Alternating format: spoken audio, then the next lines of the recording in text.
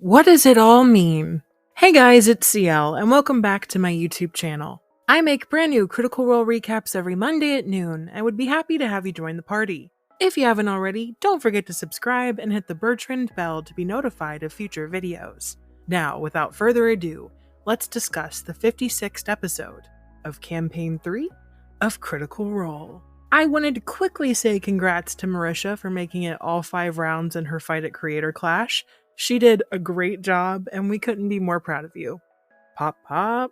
The episode begins as Belle's Hells rally up a myriad of riding goats and head out of town into the tundra towards the Savalir Wood. They were rolling pretty bad for encounters. On day 3 of the journey, they get lost and lose a day of travel, both Chetney and Imogen taking 2 points of exhaustion, and then they rolled 2 giants as an encounter for the next day after Laura rolled a 1. Out of the blue, FCG doing some more kissing. A giant boulder kissing their entire body. Luckily, they're able to avoid any major combat with their goat sled idea down the mountain, and Imogen's clutch use of her telekinetic powers to trip and bash the giants enough to make them run away. That's right, fear the goats. Luckily, the sledding experience takes them right down to the bottom of the basin, where they find the Ivory Lake, a large crystalline body of water whose rapids could quickly take them down to the ruins of Malaya.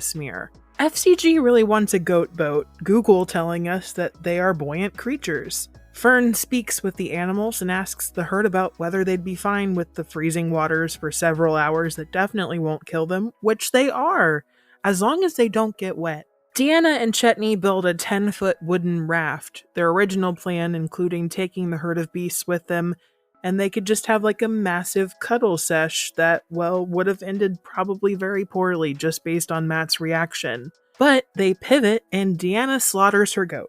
Wait, what? Yeah, that's what happened. After everyone agreed not to take their goats into the dangerous wood, Deanna just beheads that mother because. And Imogen is horrified as Chetney cuts up the remains for meat. Matt plays the goats hilariously as Fern talks to them about the explosion of their friend, and decide to leave the pack of animals there and they would come back for them after their expedition. There's some cute romance bits this episode, just a lot of sweetness between our Aormatons, and Deanna interrogates FCG about his intentions with her friend, which he turns right back around on her as she's pressed about Chetney, but she just kinda shrugs it off. Also, the night before they whitewater raft down the current, Letters casts commune with their prospective deity, the Changebringer, and she answers. Via their questioning, she's had her eye on them for a little while now, and when asked if she was real, grass becomes enveloped in long hair waving past their peripherals, and when he turns, so close yet so far away is her visage. Before the spell fades, he asks if she needs help, and her answer is yes. The bot watches his new god join some other figures in the sky and disappear into some cloud cover. So, theory time. I'm taking the fact that she's with those figures, that those are the other gods. I'm imagining the reason why these deities feel distant to their disciples is that they're hiding.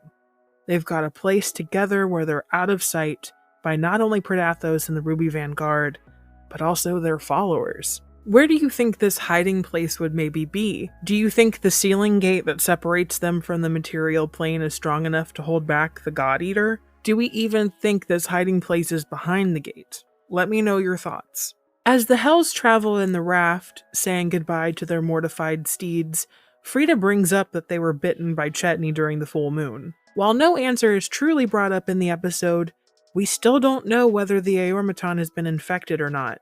And I don't think we'll know until the next full moon rises. As they're traveling, they find combat in a weird tentacle monster called a bog wretch, and it has some fairies helping it charm its prey into submission, or turning Imogen into a fox. At one point, Frida is swallowed, but's able to hit the back of the monster's throat and cause it to gag, and spit them out. Chetney lands the killing blow with a falling tree, that kind of hungrily comes to life to absorb the essence of the now slain beast. That's not worrying at all. They also get hit further down by black miasma geysers, black refuse that feels like freezing silk as it hits the skin, and it causes Deanna and Fern to lose hit points permanently and take a point of exhaustion. This place is no joke. But finally, Chetney spots some towers in the distance, and the party make it to the fallen city of Malaya, filled with ruined buildings, web clusters, and after sending one of Imogen's red Rylora beings to stake it out, find a large elk with no face, tangled horns, and several spider-like appendages.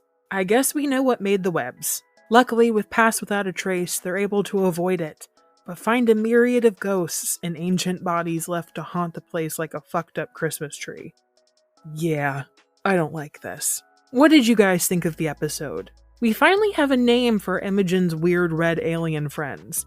She summoned a creature called Thought Eater Crimson Shade. What does that mean? It had 40 hit points, which by the way, the elk found it and took it out in one tackling hit, but seemed to respond to Imogen's commands. It's a very interesting dichotomy to have these powers and yet be using them against the Vanguard. I like it.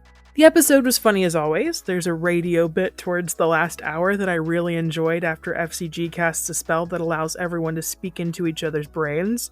It's eerily quiet in the ruins of Malaya. I wonder if it's all the dead people. But I also thought it was really funny that Travis rolls every morning to see whether Chetney died in his sleep. He has to roll a 100, which I hope he doesn't because Revivify isn't working right now, bud. Also, what happens in that case? If you die of old age and then are revivified, do you just die again in your sleep the next night? Because that's a lot of diamonds going to waste. Don't forget to like and subscribe, and check out my other recaps of Campaign 3 to get caught up. Thank you so much for watching. Stay safe out there. Bidet, my friends. My body's a temple.